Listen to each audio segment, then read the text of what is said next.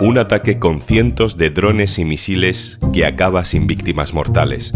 Un bucle de ofensas y represalias, una masacre evidente que pasaría a segundo plano si estallara un gran conflicto internacional. Soy Juan Luis Sánchez. Hoy en Un Tema al Día. ¿Quién quiere una gran guerra en Oriente Medio?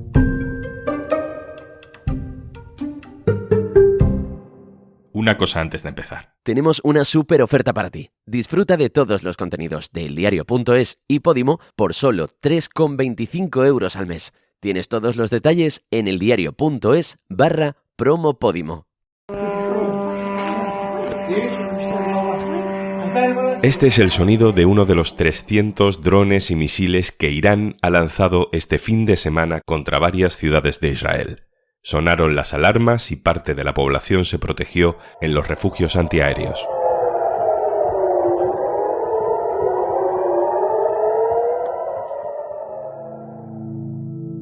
A pesar de las alarmas, solo hubo una persona herida y apenas daños materiales, porque el 99% de esos drones y de esos misiles fueron interceptados, desactivados en pleno vuelo, gracias al sistema antiaéreo de Israel, capaz de derribar todo lo que se le acerque.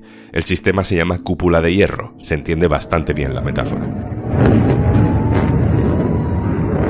El ataque de Irán contra Israel era una respuesta a un bombardeo anterior. El 1 de abril, Israel reventó la embajada, el consulado de Irán en Damasco, en Siria. Mató a 13 personas, entre ellos varios integrantes de la Guardia Revolucionaria iraní. Israel ataca, Irán responde y ahora Israel promete responder de nuevo. ¿Estamos ante el principio de una gran guerra en Oriente Medio? ¿A alguien le interesa que suceda? Olga Rodríguez, periodista especializada en la región. Compañera, hola. Hola, ¿qué tal? Olga, me tiene sorprendido, no sé si fascinado incluso, confieso, que un país que recibe cientos de misiles y drones tenga la capacidad tecnológica de interceptarlos todos con un sistema casi automático. Bueno, es que la capacidad militar de Israel no es nada desdeñable. Sabemos que es un ejército muy potente, que cuenta para ello con grandes envíos de armamento proporcionados por Estados Unidos, por Alemania, por Reino Unido o por Francia, entre otros. Y no hay que olvidar que la mayor ayuda militar anual que Washington aporta a un país es la que proporciona a Israel con 3.800 millones de dólares al año. Y a eso habría que sumar en los últimos meses más paquetes de armas, apoyo logístico, asesoramiento de inteligencia, etc. Esta capacidad militar israelí es la que explica que lleve décadas manteniendo su ocupación ilegal del territorio palestino, violando las resoluciones de Naciones Unidas y el derecho internacional, y que haya podido desarrollar un sistema de apartheid profundamente opresor contra la población palestina, denunciado por numerosas organizaciones internacionales de derechos humanos. Una cosa que va trascendiendo de lo ocurrido este fin de semana es que Irán avisó a Jordania y a Irak de su ataque sobre Israel. O sea que al final tanto Israel como Estados Unidos sabían que el ataque se iba a producir. ¿Cómo hay que interpretar eso, Olga? Sí, de hecho, avisar a Jordania no hay que saber mucho para deducir que Jordania a su vez iba a avisar a Estados Unidos. Seguro que el régimen de Teherán contaba con ello. Y esto también explica que Israel haya podido repeler la agresión iraní. No fue un ataque sorpresa. Irán avisó con una anticipación suficiente para que pudieran coordinar el despliegue de los escudos e interceptar y neutralizar la mayoría de los drones y misiles iraníes, evitando así víctimas mortales. El régimen de Teherán optó por contestar al ataque de Israel contra su embajada del pasado día 1 de abril y al hacerlo ha asumido un riesgo y ha contribuido a una escalada, pero lo ha hecho de forma calculada. Podemos decir que apostó por una escenificación y una detonación controlada, y así lo están indicando numerosos y variados analistas. O sea que Irán ha optado por la réplica más llamativa, pero menos eficaz. Incluso ha dicho que con esto ellos ya se dan por resarcidos, que no quieren seguir con las hostilidades. Pero es verdad que no habíamos visto hasta ahora algo como un bombardeo contra Israel. Y la comunidad internacional, Olga, ha respondido muy contundentemente contra Irán, mucho más contundentemente que con Israel por haber bombardeado la embajada de Damasco. Sin duda. Incluso en la atención mediática también, ¿no? En muchos casos hemos visto un seguimiento de cómo volaban esos drones continuado. Y no hay que olvidar que hay muchos drones que han matado a muchos civiles en varios países de Oriente Medio en los últimos años y, por supuesto, durante estos 6 meses la masacre en Gaza demasiado a menudo no ha recibido ese seguimiento tan al segundo y al minuto, ¿no? Las razones son varias, evidentemente, porque un ataque de estas características puede implicar una respuesta israelí, o sea, una respuesta israelí a la respuesta iraní, ¿no?, en un bucle sin fin. Y por otro lado, porque Israel es el gran aliado de Occidente y sigue siendo el protegido de buena parte de Occidente y sobre todo de Estados Unidos y Reino Unido, ¿no? Entonces hemos visto en ese doble rasero que mencionas, hemos visto cómo Israel en los últimos meses ha bombardeado territorio sirio, territorio libanés, territorio palestino y la embajada de Irán en Damasco con apoyo militar o diplomático de buena parte del norte global. Y estas agresiones han provocado víctimas mortales. Ante ello, esos grandes titulares, las alertas y sobre todo las enérgicas condenas de dirigentes occidentales al ataque iraní contrastan con el silencio, la indiferencia o el apoyo ante las agresiones militares israelíes que aquí he mencionado. E incluso la reacción también a nivel diplomático. Cuando Israel bombardeó la embajada iraní el pasado 1 de abril, matando a 13 personas, Estados Unidos, Francia y Reino Unido operaron para evitar una condena en el Consejo de Seguridad de Naciones Unidas a través de su poder de veto por ser miembros permanentes, y la mayoría de los gobiernos de Occidente eludieron las críticas a la acción israelí. Por el contrario, ante la respuesta militar iraní, las palabras de condena han sido inmediatas y Estados Unidos pedía la noche del domingo al lunes una condena en el Consejo de Seguridad de Naciones Unidas.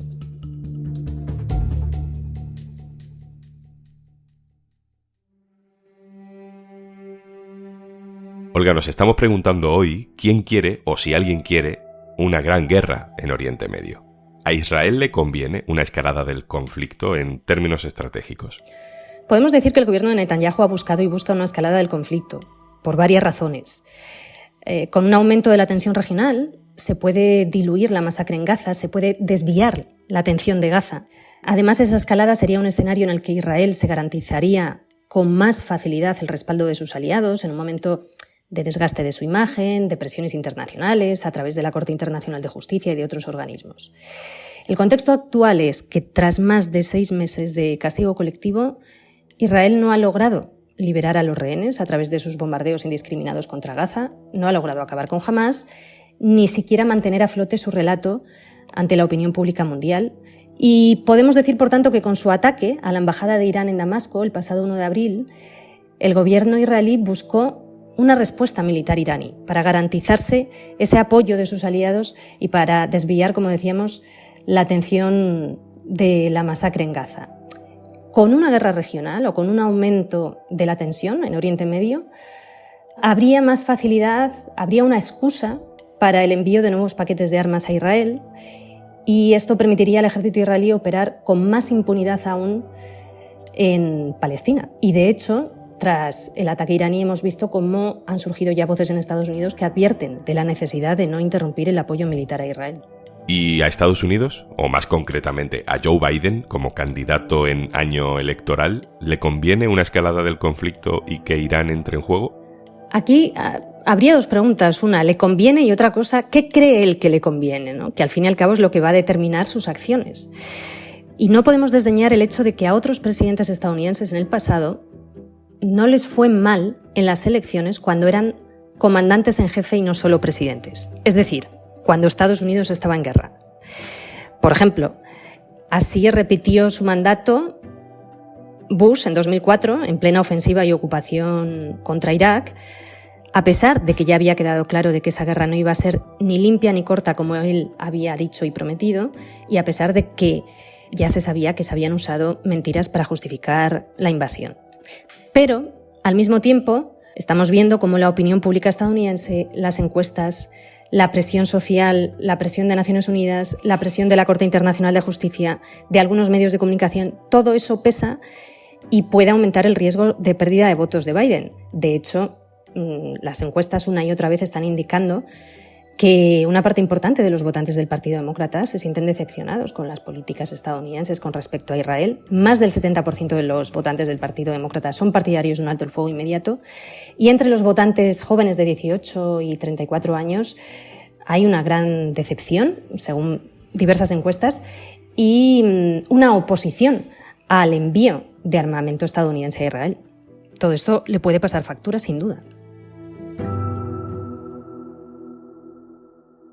Hablemos de los países del entorno. He leído en el diario.es al analista José Enrique de Ayala que un conflicto entre Israel e Irán sería conveniente para países árabes incluso, que quieren acercar posturas comerciales con Israel, con Estados Unidos, pero que ahora mismo no pueden porque sería demasiado chocante por lo que está ocurriendo en Gaza. Pero que en el caso, por ejemplo, de Arabia Saudí, que por razones históricas religiosas es archienemigo de Irán, una escalada del conflicto podría engrasar sus relaciones con Israel. El eje países de Occidente versus países árabes, Olga, hace ya tiempo que no lo explica todo en la región.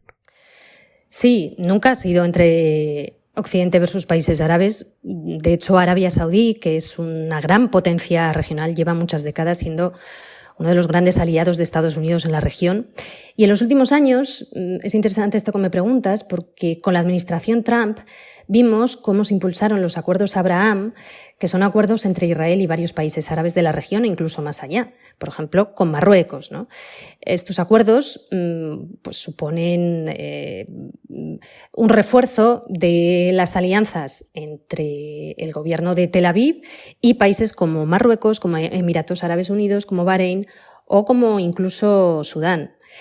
Aliados de Israel son también desde hace muchísimos años Jordania y Egipto. Egipto, que además es un país clave en la región, es el país árabe más poblado del mundo, por su territorio pasa el Canal de Suez, que es una vía comercial importantísima. Y hubo un antes y un después en la región marcado por el momento en el que Egipto e Israel firman los acuerdos de paz de Camp David en 1979, ¿no? Egipto es aliado de Estados Unidos, al mismo tiempo, la segunda mayor ayuda militar que Estados Unidos envía a un país del mundo es la que envía a Egipto. La primera es a Israel, la segunda a Egipto. Creo que esto nos dice muchas cosas, ¿no? Entonces, todo este bloque que acabo de nombrar es un bloque compacto y en el otro lado estaría el bloque de Irán y sus aliados, que son básicamente Siria, Líbano con Hezbollah, milicias chiíes en Irak, etc. Bueno, esto es la situación a nivel regional, pero más allá de ella, hay que recordar que hay una cosa concreta y específica y unas dinámicas concretas y específicas en Palestina, ¿no? La clave para la desescalada es un alto el fuego inmediato en Gaza. La llave que ha aumentado la escalada en la región es el inicio de la masacre en Gaza. Y simplemente viendo la línea histórica desde octubre hasta aquí, eso queda claro, ¿no? Por lo tanto, hay una idea importante con la que yo me quedo para subrayar, que es que todo era evitable, incluido el ataque de Hamás del 7 de octubre. Aquí la pregunta que nos debemos hacer es ¿hasta cuándo se va a continuar con esta huida hacia adelante? ¿En qué momento la comunidad internacional occidental va a decidir que hay que presionar de verdad para que se firme un acuerdo de una paz justa y todo desescale? Y la última, Olga, la más importante por lo que está ocurriendo allí. ¿A los palestinos les conviene que haya una escalada del conflicto porque eso atraería a más potenciales aliados a defender su causa, su territorio, o todo lo contrario? La población palestina lleva sola muchos años, ese es el gran drama del pueblo palestino y es lo que explica, de hecho, todo lo que ha ocurrido y la perpetuación de la impunidad israelí y de la violación sistemática de las resoluciones de Naciones Unidas y del derecho internacional.